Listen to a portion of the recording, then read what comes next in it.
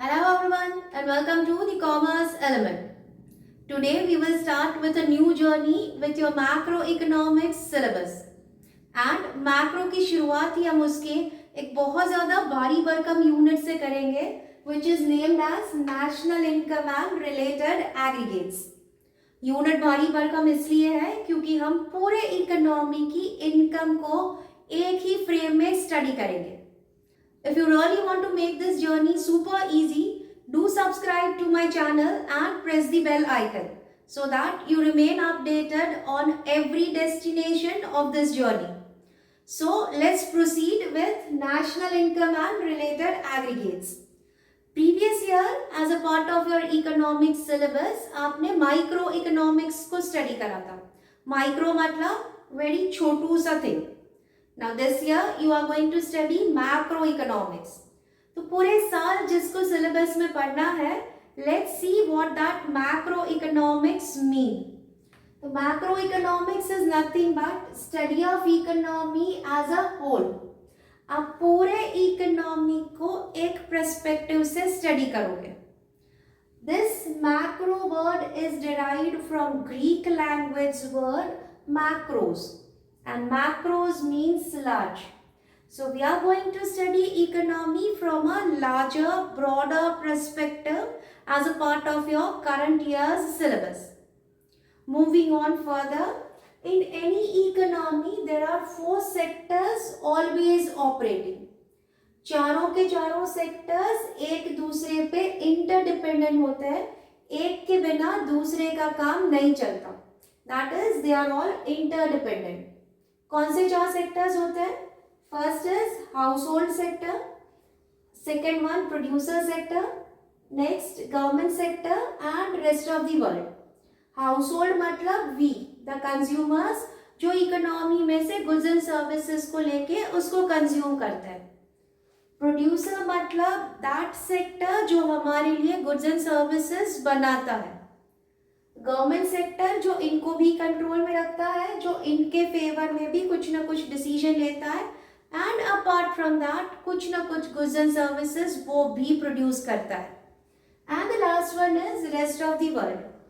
You might be knowing that India के transactions पूरी दुनिया के साथ होते हैं. हम पूरी दुनिया में से किसी भी कंट्री से कुछ ना कुछ लेते भी हैं, पूरी दुनिया के सारे कंट्रीज को हम कुछ ना कुछ देते भी हैं. So that is known as transactions with rest of the world.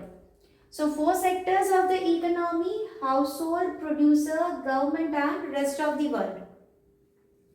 Now in four sectors के बीच में money and goods and services की लेती देती चलती रहती है like a merry go round. जो भी लेती देती चलती है उसको हम technically flows बोलेंगे. So in four sectors के बीच में there are two kind of flows that keeps on taking place. One is money flow and the other one is real flow. As the name suggests, money flow मतलब the flow of money in all these four sectors, and real flow मतलब the flow of goods and services between all these sectors. So ये चारों sectors एक दूसरे से goods and services लेते हैं, उसके बदले में एक दूसरे को मनी का फ्लो करवाते हैं. So there always goes circular flow of income which goes on and on and on between all these four sectors. But as a part of your syllabus आपको ये फ्लोज को चारों सेक्टर में study नहीं करना. We are just suppose to study the circular flow of income between two sectors only, that is household sector and producer sector. आप जब भी कभी इकोनॉमिक्स के अंडर में कोई भी थ्योरी, कोई भी मॉडल, कोई भी लॉ स्टडी करते हो तो always it is dependent on some assumptions. So when we study circular flow of income in a two sector economy, we study it based on certain assumptions. We say that the economy is having only two sectors, household and producer sector. Because economy में खाली दो sectors है ऐसा assume कर रहे हैं. हमको ये भी assume करना पड़ेगा कि economy में कोई government sector नहीं, government का कोई role ही नहीं. हमको ये भी अज्यूम करना पड़ेगा कि हमारी economy is a closed economy. Rest of the world के लिए हमने हमारी इकोनॉमी के डोर्स को क्लोज करके रखा है। And the fourth assumption is no savings by household sector. Now generally हमारी आदत होती है हम इकोनॉमी में से जो भी अर्न करते हैं वो अर्निंग्स में से थोड़ा पार्ट कंज्यूम करते हैं, थोड़ा पार्ट फ्यूचर के लिए सेव करके रखते हैं। But to study this model we will assume that household sector economy में से जो भी कुछ अर्न कर रहा है उसमें से कुछ सेविंग नहीं कर रहा है। We don't save a single rupee for our future use, but we spend the entire money in purchasing goods and services. So based on these four assumptions, let's see what this model says.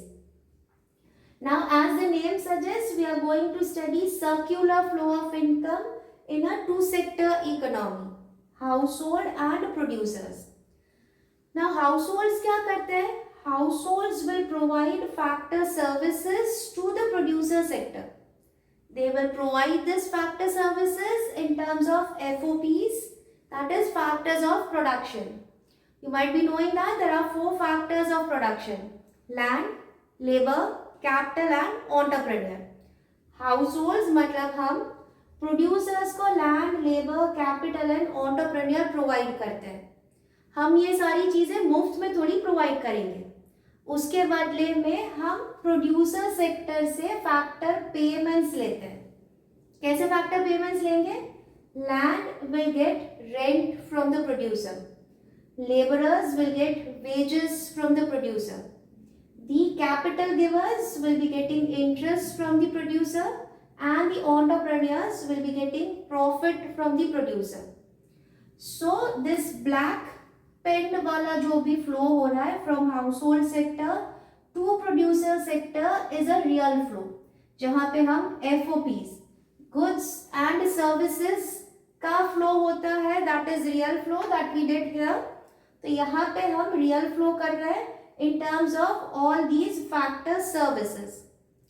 हमारे ये real flow के बदले में producer हमको किसी ना किसी वे में पेमेंट दे रहा है, जिसको हम टेक्निकली बोलेंगे factor payments, and it will be in terms of rent, wages, interest and profit. अब हमसे ये सारी फैक्टर सर्विसेज लेके प्रोड्यूसर्स क्या करेंगे? वो रख तो नहीं देंगे, ऑफ कोर्स प्रोड्यूसर्स उससे गुड्स एंड सर्विसेज बनाएंगे। अगेन गुड्स एंड सर्विसेज का प्रोडक्शन करके प्रोड्यूसर्स क्या करेंगे? हमारे लिए बनाए थे, ऑफ कोर्स हमको दे देंगे। सो प्रोड्यूसर्स के पास से हमको फाइनल गुड्स एंड सर्विसेज मिलते हैं। अगेन गुड्स एंड सर्विसेज मिलते हैं, तो ये ब्लैक पेन वाला is real flow that flows back from producer to the householders. अब प्रोड्यूसर्स ने हमारे लिए गुड्स एंड सर्विसेज बनाए थे, हमको दे भी दिए। इतने अच्छे थोड़ी ना प्रोड्यूसर्स कि हमको फ्री में दे देंगे, तो वो ये गुड्स एंड सर्विसेज के बदले में हमसे रुपीज लेंगे, which technically is known as final consumption expenditure। हम फाइनल गुड्स एंड सर्विसेज के पीछे जो भी एक्सपेंस इनकर करते हैं, that expense is known as final consumption expenditure, because this will be in terms of money। Goods लेंगे, पैसे देंगे, सर्विसेज हम लेंगे, उसके बदले में पैसे देंगे। So this final consumption expenditure red pen wala is in terms of money flow, and thus this cycle will go on and on and on every time, and thus this model is known as circular flow of income, and it is based on these assumptions. From your exam point of view, this model is very important because generally for a 3 or a 4 marker question you have generally a straightforward question कि to sector economy में circular flow model को explain करो। And hope with this model is very clear, plus all these 4 sectors and 2 kind of flows also very clear.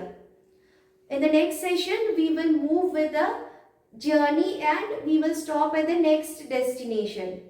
To be a part of journey, do subscribe the channel and press the bell icon. Till the next session, stay tuned and goodbye.